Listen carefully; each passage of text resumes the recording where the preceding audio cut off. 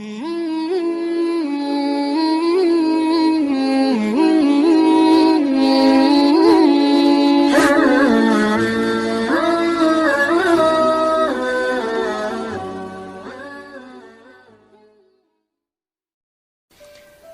antara nikmat yang sering kita nggak sadari itu adalah nikmat Allah menyelamatkan kita dari banyak kerugian. Kalau keuntungan kan kita tahu nih, karena wujud kan. Tapi kalau kerugian, kita seringnya nggak tahu karena tidak berwujud. Kalau berwujud, rugi. Kalau dihindarkan dari kerugian, pasti nggak akan ada wujudnya. Misalnya dihindarkan dari jatuh, berarti kan nggak ada lecetnya ya. Kalau lecet berarti jatuh. Kalau nggak lecet berarti nggak jadi jatuh. Nah ini berarti kan tidak berwujud. Karena nggak berwujud, seringnya kita nggak sadar kalau itu nikmat dari Allah. Tapi kita harus belajar yakin itu sering terjadi dalam hidup kita. Baik itu lecet fisik ataupun lecet hati. Berat. Karena kalau udah kerasa di hati kita kan berarti ada masalah nih. Kadang-kadang Allah menyelamatkan kita dari kekecewaan, dari marah, dari sakit hatinya. Itu kan tidak ada wujudnya karena kita diselamatkan. Tapi yakin bahwa sesungguhnya itu juga nikmat dari Allah. Makanya harus tetap bersyukur walaupun kita kadang gak bisa menghitung nikmat Allah. Karena emang gak mungkin menghitung nikmat Allah. Wa in ta'uddu ni'matallah. Gak mungkin kita bisa menghitung nikmat Allah. Gampangnya misalnya coba aja, ada nggak kita yang bisa ngitung jumlah tetes air hujan ketika turun hujan? Itu baru satu nikmat ya, hujan doang nih. Bisa nggak ngitung berapa tetes air hujan yang jatuh ketika kita lagi musim hujan? Atau sekali hujan aja nih, setengah jam berapa tetes? Nggak ada yang bisa ngitung. Itu aja nggak sanggup, apalagi nikmat-nikmat yang lebih besar. Nah, jadi tetap walaupun kita nggak sadar nikmat Allah apa, tapi kita pakainya bukan cuma dengan logika. Hidup saya kayaknya gini-gini aja logikanya nih. Tapi kalau kita beriman, sebetulnya nggak gini-gini aja. Hidup kita tuh harusnya lebih parah dari ini nih. Hidup kita tuh harusnya banyak masalah. Cuman sebagian besar masalah udah Allah hindarkan. Udah Allah selamatkan kita dari masalah-masalah itu. Cuman dikasih sebagian kecil sebagai pengingat buat kita. Kadang-kadang kalau nggak dikasih masalah sama sekali, kita suka jauh dari Allah. Karena Allah kangen. Di antara hadis kangennya Allah kepada kita tuh, Allah kalau kangen kepada hambanya, dikasih ujian. Hamba yang kayak gimana? Hamba yang kalau nggak dikasih ujian, nggak deket sama Allah. Sehingga kalau Allah kangen sama kita, yang nggak deket sama Allah nih, suka lupa sama Allah, Allah kasih kita ujian. Tapi ujian yang dikasih juga ujian yang insya Allah masih ketahan sama kita. Karena Allah gak mau ngasih kita ujian yang mencelakai kita. Kalau itu terjadi namanya bukan ujian, tapi namanya azab. Dan insya Allah orang beriman gak dapat itu. Yang dapat kayak gitu tuh kelasnya udah kelas Firaun, Haman, Korun, Namrud ya. Abu Jahal, Abu Lahab itu kayak gitu tuh. Tapi kalau kelas orang muslim yang udah beriman cuman gak soleh-soleh amat, insya Allah yang dikasih bukan azab, yang dikasih adalah ujian.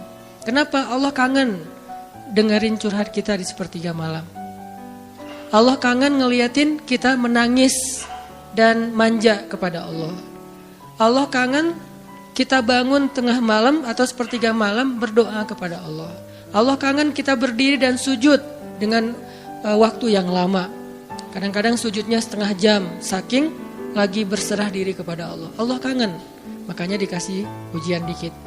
Tapi ujian yang dikasih ke kita tuh sedikit dibandingkan yang Allah hindarkan dari kita. Tapi mana buktinya dihindarkan? Kalau ada buktinya namanya gak dihindarkan. Kalau sudah wujud namanya kena. Kalau gak kena pasti gak ada wujudnya. Terus gimana kita tahu? Kita mungkin gak tahu. Tapi kita bisa meyakininya, iman. Makanya yang dipakai bukan hanya logika, tapi juga iman. Karena Allah Subhanahu wa taala menyelamatkan kita siang dan malam. Kulla yaumin huwa fi sya'n. Itu ayatnya. Kulla yaumin huwa fi sya'n. Setiap hari Allah sibuk menyelamatkan kita. Salah satu tafsir dari kalimat fi sya'nin adalah Allah sibuk menyelamatkan kita. Setiap hari kulla yaum. sibuk menyelamatkan fulan-fulan, sebanyak jumlah manusia, sebanyak itulah yang Allah selamatkan. Bukan cuma mukmin, bahkan orang kafir juga kadang Allah selamatkan. Cuman di dunia, kalau di akhirat beda lagi ceritanya. Kalau di dunia, rahmat Allah semuanya dikasih, baik kepada mukmin ataupun kepada yang tidak mukmin, dikasih rahmat Allah di dunia. Tapi di akhirat hanya berlaku bagi orang-orang yang beriman. Kenapa orang yang tidak beriman kok dikasih rahmat Allah di dunia? Karena di sisi Allah dunia itu kecil, gak terlalu berharga, makanya dikasih semuanya.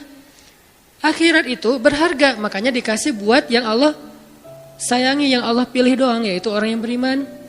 Jadi jangan sampai kita berpikir Allah tuh kayaknya gak fair, kok orang gak beriman dikasih rahmat di dunia.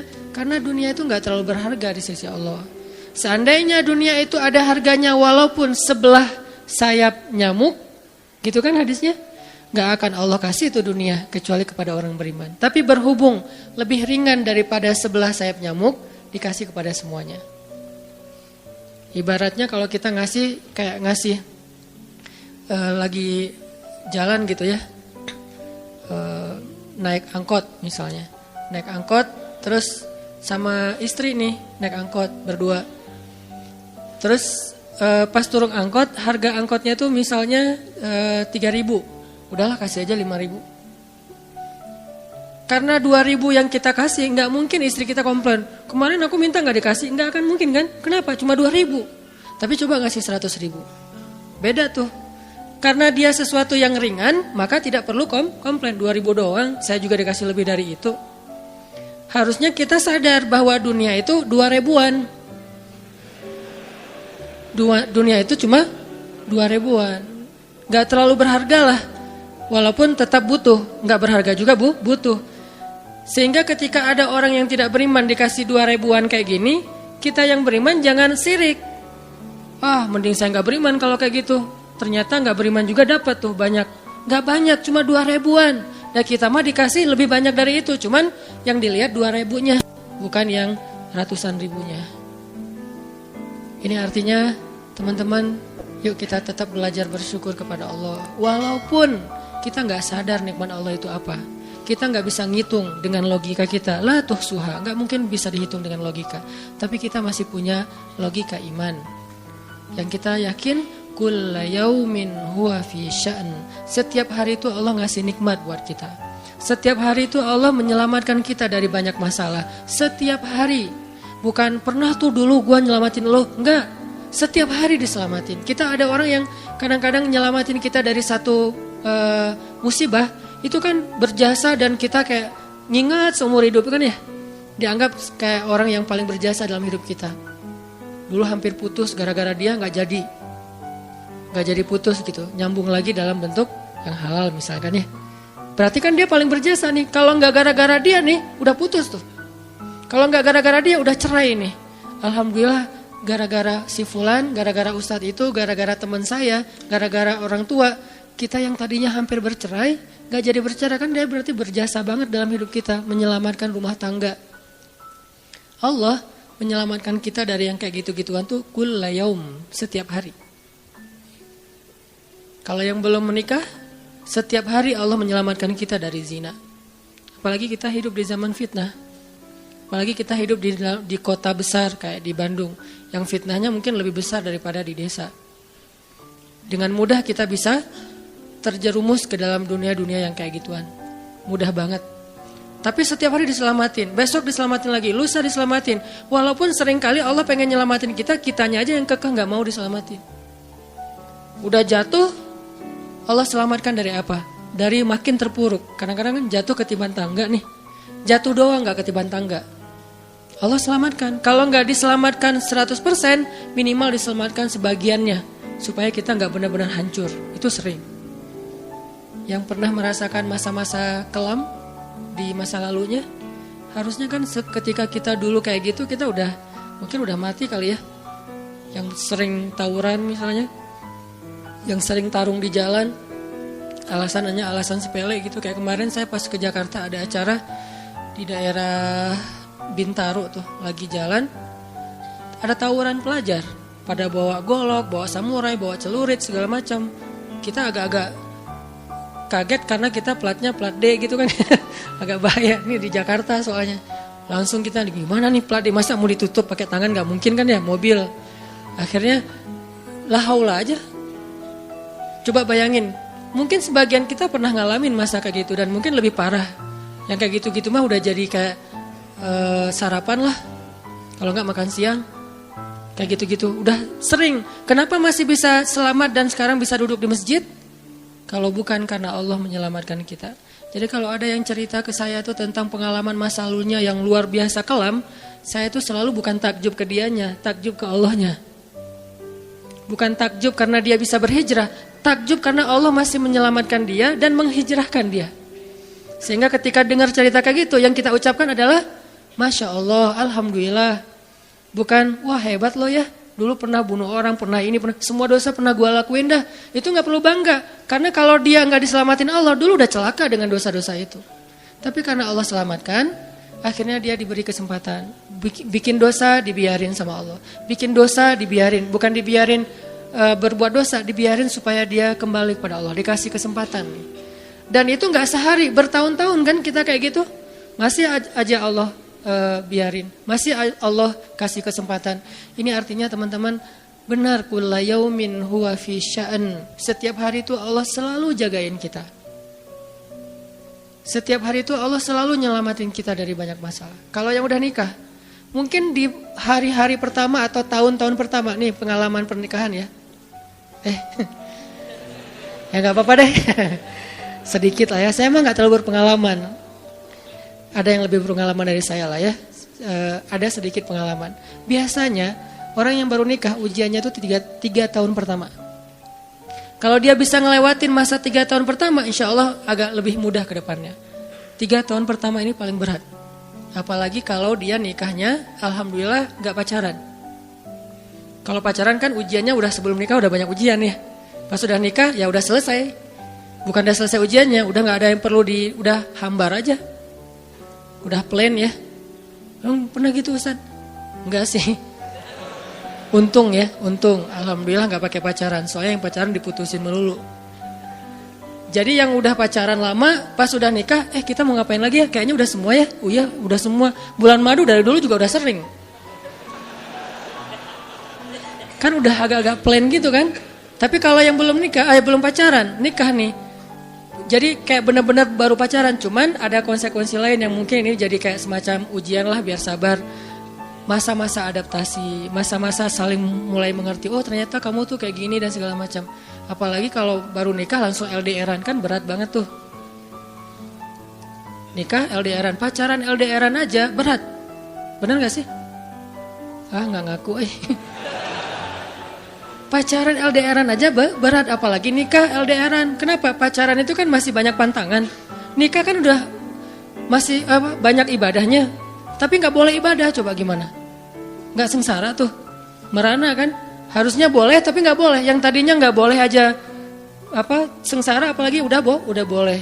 Nah ini artinya setiap hari dalam tahun-tahun pertama pernikahan kita bisa aja mengatakan, udah deh, saya talak kamu.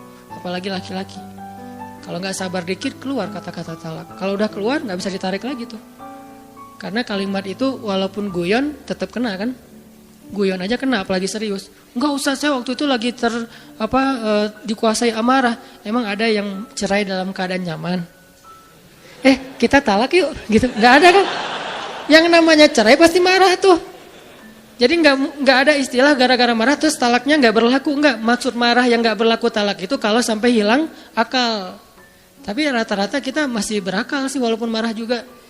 Karena ada orang yang marah tuh kemudian dia jadi kayak orang yang gila gitu gara-gara marahnya itu hilang akal.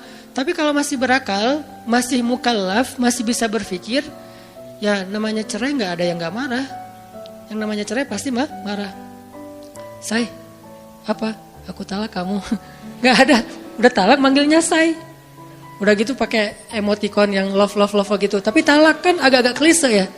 Gak ada. Pasti emoticonnya tuh berderai-derai atau hatinya terbelah kan gitu kan ya. Lagi rame soalnya tuh yang kayak gitu-gitu. Cie. Ini artinya bahwa yang namanya talak gak ada nyamannya. Pasti lagi marah. Dan tetap berlaku teman-teman. Kalau nggak Allah membimbing lisan kita, mungkin hari kedua udah talak tuh. Kalau Allah nggak membimbing hati kita, mungkin bulan pertama udah talak. Berarti kulla yaumin huwa fi sya'an. Sebetulnya kalau dengan logika iman, harusnya kita yakin setiap hari itu Allah pasti nyelamatin kita setiap hari. Cuman karena udah diselamatin jadi nggak ketahuan. Kalau nggak diselamatin ketahuan. Tadi mau jatuh di jalan nih, naik motor nih, mau keserempet, harusnya jatuh, tapi nggak jadi keserempet. Atau keserempet dikit nggak jatuh, kan kita suka lupa kalau kayak gitu kan ya. Kalau udah jatuh baru ingat, kan saya tadi udah baca bismillah, kenapa masih jatuh, gitu kan. Tapi kalau nggak jatuh, kita lupa bahwa ternyata perjalanan kita itu dilindungi oleh Allah, sehingga kalau udah sampai bilang alhamdulillah. Jadi banyak yang kita nggak bisa ngitung, karena memang tidak terjadi. Kenapa nggak terjadi? Allah yang menyelamatkan kita. Kulla yaumin huwa fi sya'an. Sehingga tetap walaupun mungkin kita nggak ngerasain, bilang aja alhamdulillah, alhamdulillah setiap hari aja gitu. Karena nggak ada ruginya juga kita ngomongin alhamdulillah. Satu-satunya kata atau nama yang nggak rugi disebut cuma nama Allah. Dan satu-satunya nama yang rugi kalau disebut nama mantan. Itu nggak enak banget nyebutnya. Kadang-kadang lagi ngobrol sama temen atau lagi kenalan di dalam kampus nih ya, atau kelas anak baru ceritanya. Kan kenalan nih. Dipanggil nama sama guru satu-satu. Pas ada satu nama misalnya namanya siapa gitu kan ya. Kita sendiri yang pas nama itu disebut langsung meriang. Lah kamu kenapa? Itu nama mantan saya bu. Kan suka gitu ya. Sampai ada nama jalan bisa buat dia kegeeran sendiri. Saya pernah di Masjidil Haram ada salah satu nama gate. Nama gate tuh. Bukan gate Masjidil Haram ya. Kalau gate Masjidil Haram semuanya nama cowok. Kan gak mungkin saya punya mantan cowok kan. Salah satu gate di hotel lah, itu namanya tuh nama, pokoknya gak usah disebut, ketahuan ntar, di stalking lagi ya. Ada salah satu gate di hotel besar kayak Zamzam Tower gitu, gate-nya tuh namanya nama seseorang. Pas ngeliat tuh, gitu doang. Coba bayangin, nama aja bisa bikin kita, calangap? Nama, coba. Jadi satu-satunya nama yang kalau disebut itu bikin kita gak nyaman, itu nama muatan. Dan satu-satunya nama yang kalau disebut bikin kita dapat kebaikan cuma nama Allah Subhanahu wa taala. Setelah itu baru nama Muhammad sallallahu alaihi wasallam. Makanya enggak ada ruginya lah bilang bismillah, innalillah, astagfirullah, masyaallah, subhanallah dan segala macam yang ada kata Allahnya. Sehingga Nabi bilang segala sesuatu yang di dalamnya ada nama Allah maka diberkahi. Dan segala sesuatu yang di dalamnya tidak ada nama Allah maka tercabutlah kebaikannya. Jadi nggak ada rugi. Sehingga sampai nama orang aja yang paling baik itu adalah Abdullah sama Abdurrahman. Walaupun manggilnya Dul, El, tapi tetap namanya bagus nih. Abdullah, Abdurrahman. Kepanjangan prolognya. Tapi ada hubungannya. Allah itu kalau kangen sama kita, Allah kasih kita ujian. Makanya jangan bikin Allah ngasih kita ujian kalau kangen, tapi ngasih kita nikmat. Kenapa Allah kasih kita nikmat? Soalnya kita udah biasa, gak perlu diuji juga, udah tetap setiap malam tuh curhat sama Allah. Bukan pas lagi banyak masalah doang baru curhat. Kalau pas banyak masalah doang baru curhat, berarti pas kita lagi normal, kita lama tuh gak ketemu Allah. Gak pernah miss call Allah, gak pernah japri Allah, gak pernah curhat ke Allah, gak pernah DM. Kan Allah kangen nih, kemana ya dia kok gak pernah DM saya? Kok gak pernah miss call saya? Kok gak pernah japri ke saya? Padahal online-nya sering loh. Tapi kok gak pernah ke saya? Nih online-nya masih apa nih? Kan Allah suka gitu sama hambanya. Walaupun dengan analogi sosmed ya. Tapi Allah tuh perhatian banget sama kita. Allah nungguin kita datang. Setelah sekian lama kita cuek sama Allah, tiba-tiba kita baru niat mau datang. Duh, udah lama juga ya saya belum japri ke Allah. Baru gitu doang, belum diketik nih, belum typing. Baru niat doang nih. Allah udah bahagia coba. Allah kok baik banget ya sama kita ya. Seolah-olah Allah butuh kita, padahal gak sama sekali loh. Ghaniyun anil alamin. Allah tuh gak butuh kepada siapapun di antara hambanya. Gak butuh sama sekali. Tapi kayak seolah-olah Allah tuh yang butuh banget sama kita. Saking baiknya Allah. Allah itu raufun, rahimun, karimun, jawadun. Apalagi latifun. Nah latifun Allah tuh. Sangat pengen dekat sama hambanya itu Allah. Udah lama pergi nih. sibuk dengan semua orang dijapri, semua orang dia chat sampai tengah malam chat sama orang lain, tapi Allah nggak pernah dijapri. Allah tungguin. Kalau manusia mungkin kita bisa nyebutnya kayak kesepian gitu, tapi Allah kan nggak mungkin kesepian, tetap aja Allah nungguin seperti orang yang kesepian, saking kangennya sama kita. Coba. Begitu kita ada masalah datang ke Allah, Allah nggak bilang giliran sekarang aja lo datang, nggak kayak gitu Allah. Langsung Allah dekap, langsung Allah, ada apa hambaku? Hal min haja, apakah kamu butuh sesuatu? Hal min taib, apakah kamu mau diterima taubatnya? Hal min mustaghfir, apakah kamu mohon minta ampun? Allah tanya kepada kita setiap malam, dicuekin lagi. Datang Allah ke langit dunia. Harusnya kan Allah suruh aja malaikat kasih tahu ke dia supaya berdoa. Enggak, Allah yang langsung turun. Ibaratnya Allah yang ngejapri kita. Enggak dirit juga. Setiap malam japri, setiap malam enggak dirit. Padahal online-nya, lasinnya tuh per setiap jam bahkan setiap menit dia online terus. Tapi yang Allahnya enggak dirit, ketimpa lagi tuh. Marahkah Allah? Enggak. Kalau Allah marah, pasti kita udah celaka dari dulu juga. Karena kalau Allah udah marah, maka perhatikanlah kaum-kaum sebelum kalian, kata Allah. Perhatikanlah kaum-kaum sebelum kalian, Ad, Samud, atau tokoh-tokoh sebelum kalian, Firaun, Haman, Namrud, dan seterusnya. Perhatikan kalau Allah udah marah nih. Berarti Allah belum marah sama kita. Tapi jangan sampai batasan waktu yang Allah buat itu kita lewatin, itu bahaya. Karena kalau Allah sudah menentukan waktunya, gak bisa ditolak lagi sama kita.